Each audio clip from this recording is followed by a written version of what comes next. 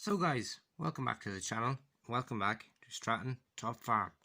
Now, in today's episode, there's a few things going on, so let's get into it. So as you can see here in the old Dutch barn, we've moved our forage harvester. I'll explain a bit why she's been moved a bit more later, but she has been used as well. She was being used for third cut silage, and because we're still at contractors, we got a phone call from a neighbour and he needed help to get it in. So we brought out the forage harvester. We hooked it onto the 2100 leyland, and she worked a treat. Also the JCB low doll, she was on buck rake duties. She was on the pit at your man's yard, and she done her duties. Even though the machine's over nearly 40 years old, they're really still earning their keep. A bit of maintenance. Believe it or not, it's on the same engine. Engine barely was touched in this, and it's amazing. The hydraulic pumps needed to be overhauled a few years ago, but once that was done, it was just a treat ever since. As you can see there, we have plenty of straw ready for bedding, but actually we're going to go get some square bales as well. Square bales tend to be a bit easier just to spread out, and you can just hop it in and do the bedding a little bit easier than a round bale, because you have to kind of break it up with a loader otherwise, because it's impossible to break them up with a pitchfork. So they're mostly going to be for bedding, or for feeding, sorry. So yeah, we're going to be getting in a good load of square bales eventually. The grain is still in that shed we have since harvest, and it's going to start to be slowly be brought off, because some of it goes to a brewery when they make beer, and then some of it goes to a factory to make cereals. So that's where that's going. The pit of silage is going to be opened up soon enough. That's when we get the cows in. The fermentation has been going well. We have opened it just to see, and it's still going well. So we're still not going to be opening it soon, because we'll hopefully be making a few round bales. But when the cows start coming in and we start using the dye feeder, we will. The 616 is in the shed where we used to have, in this lane, in this bay of the Dutch barn, we used to have all the sugar beet. The sugar beet was brought out to another shed, because this is where we're going to be putting the hay bales, or the square bales, just to leave them a little bit easier. We also have the dumper loaded up with the last loaded beet, and she's going to be brought out and tipped. I have a William trailer, and we have our dye feeder. She's been brought up from the shed as well, and I'll explain about that more, why the machinery has been brought up. We have the Marshall 100. She has the flatbed trailer on the back. We're after buying this. Sorry, I'm shaking. We bought this bucket off Dundee for a bargain price. It has mountain brackets that nobody really uses anymore, so it's unusual. So no one could really use it on teleporters or anything. So we're going to go ahead and make it into a transfer box, but it's going to be a power transfer box, so we can kind of use it as a rear shovel. It's going to be very good either for mucking out or filling in tracks, because we have a lot of tracks around the farm, and it'd be good so when we do get a pile of filling, we can use this to clean them out or spread it out. Because it's in the morning, the cows are busy being milked. There's one cheeky cow eating the verge of grass. The rest of them are all waiting patiently to go into the parlour. Inside the parlour, the man is milking away, and they all get nuts from the silo. We always have a few nuts for them, just to keep them quiet. They're all happy anyway. And then when they're finished milking, they come out that door and they go back out into the fields, because they're not going to the sheds anymore. But if when it comes to winter time, they'll be going either into this shed here or the big one over there. So that's what that is. We've a few trailers in the field here. It's just to have them out of the way, the slurry tanker and all. We've done all our slurrying. Last week we finished it off with the 2100 as well. Great tractor. We have the 135 here on the scraper. Now I did say we weren't going to put it on the scraper, but we had to have it on it just for, because we still are a dairy farm, things have to still be cleaned. We always power wash the tractor after every few days, just so that muck doesn't build up on it. But it's not going to be on the scraper for long. We're hoping to get a scraper tractor, but that will be in the future. We'll keep using either the old Massey or this for scraping, but we'll keep it clean anyway. We're not going to let it go that it's going to start rotting the paint. So yeah, that's the story on that. Down at the new farm, as you can see, we have our 4-wheel drive Leyland. She's still on the hedge cutter. She's doing a bit of hedge cutting down this part of the farm. As you can see, the shed is empty. We're going to be starting to bring in a few cows. We're going to make up a few barriers that we can move, but we can slot into the ground. As you can see, there is holes left from where the original ones were. They were for horses though. So we're going to put few barriers in. We're going to have, well, we don't know how much the shed we're going to be paling off for use for cattle. Because we might use some of the space for storing a bit more machinery. Maybe one lane for machinery and then the rest for going to be used for cattle. We're going to have to move those wooden posts as well. But that's one of the winter jobs, to repair all the fencing around the farm, because it gets a bit quieter. We have the combine harvester.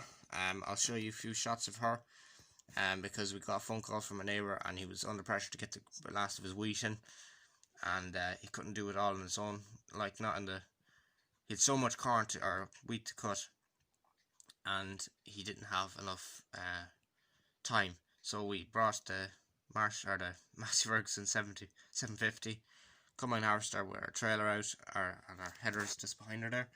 Brought her out, and we worked alongside a Class combine, Class Lexion, and yeah. So we have our baler. She's been packed up.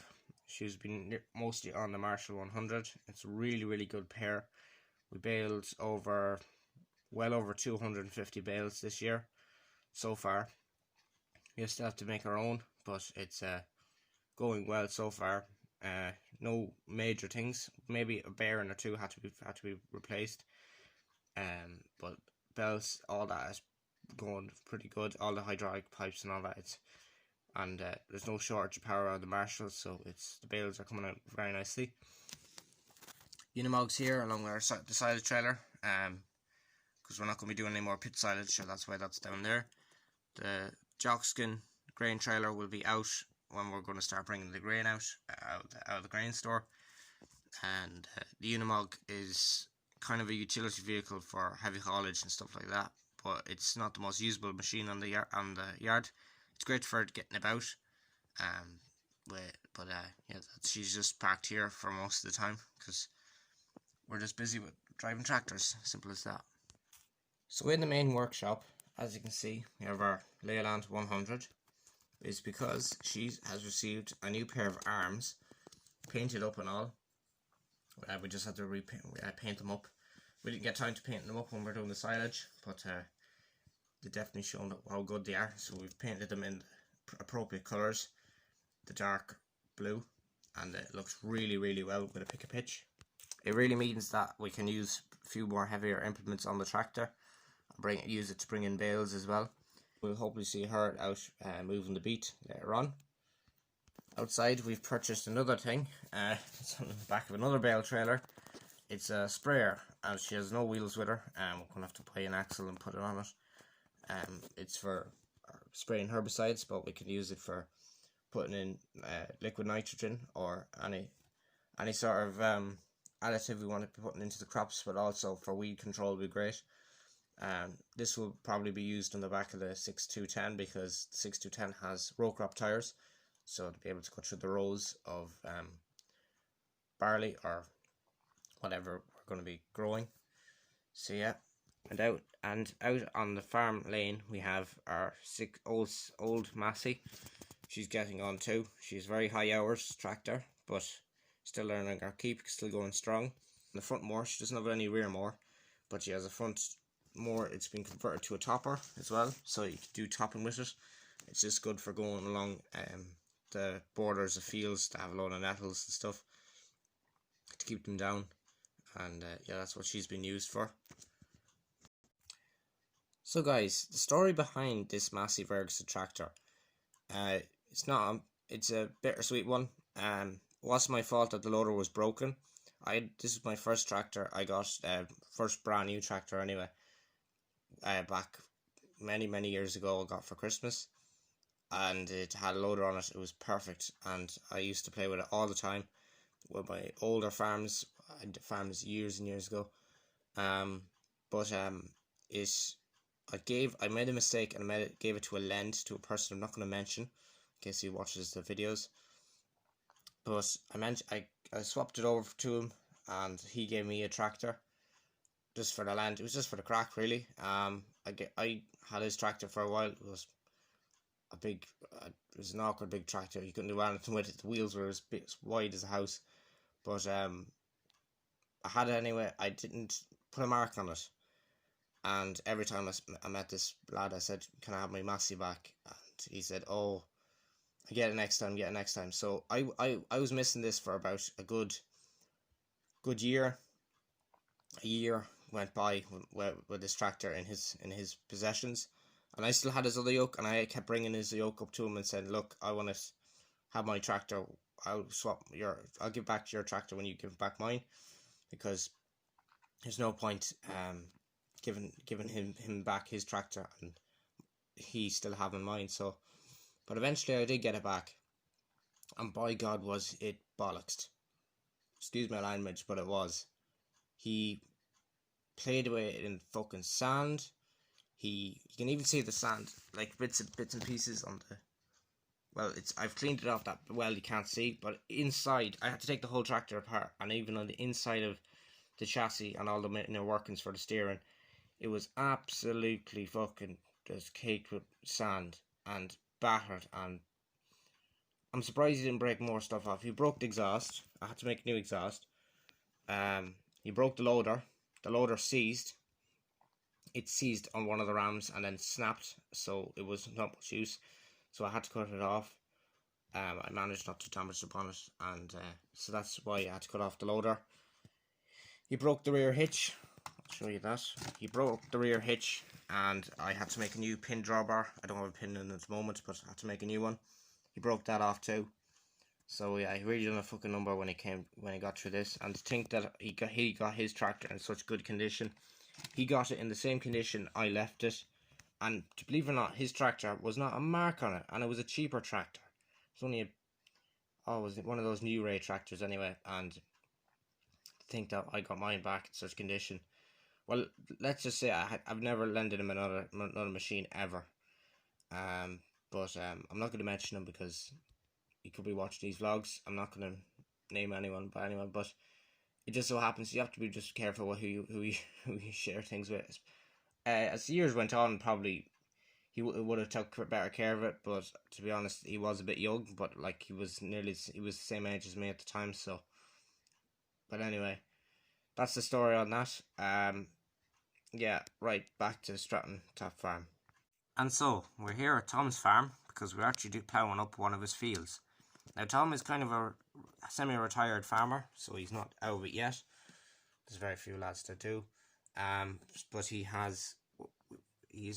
wanted to get one of his field ploughed, so he went out with the county and done the job. Also, hopefully, in next week's episode, we will be going to get a few sheep for him. He's bought a few sheep down in the marsh, so we're going to have to go down and collect them for him. And we're going to bring our Alfred William trailer, one of our tractors, to go down and get it. So yeah, Tom's a good friend of ours. He has sold his Zetter, and he has bought our 3050. So yeah, it might come as a surprise for you, but yeah, he came with an offer, and we said, look, right, we'll go ahead with that. It's a good tractor. We didn't do a whole lot of use with it, as you've seen there. A few weeks back, we did give it out to a neighbour, and we didn't necessarily miss it. We did miss it a little bit, but not too much. And then also, it's been last few weeks. It's just been parked up. It's not because it's not a good tractor. It's just that we've been using the rest of the fleet, and it's not too often where you can say that we have too many tractors, but This one just says, look, he gave him an offer. He really liked it. He always liked it. He always used to ask about it when we seen him. So eventually said, look, we'll sell it on to him. He was over the moon, and now he's going to use it. He's not going to say we're not going to see the 3050. We'll see it nearly hopefully in every Stratton Top Farm video when we do go to Tom's farm. But he's going to be using it just to do a bit of maintenance, maybe a bit of rolling, a bit of trailer work if a tree comes down. So he has his trailer here. He bought off us as well. You might buy a few more elements off us, but he's growing too. We'll definitely keep up with Tom and his progression. So yeah, so we're just going to see the Leyland, the last one.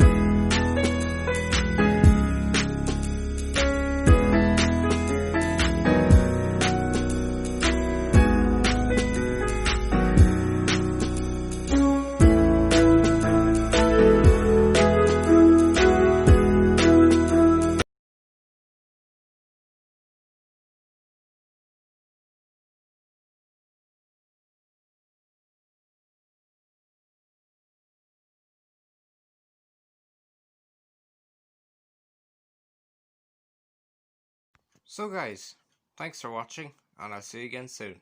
Bye for now.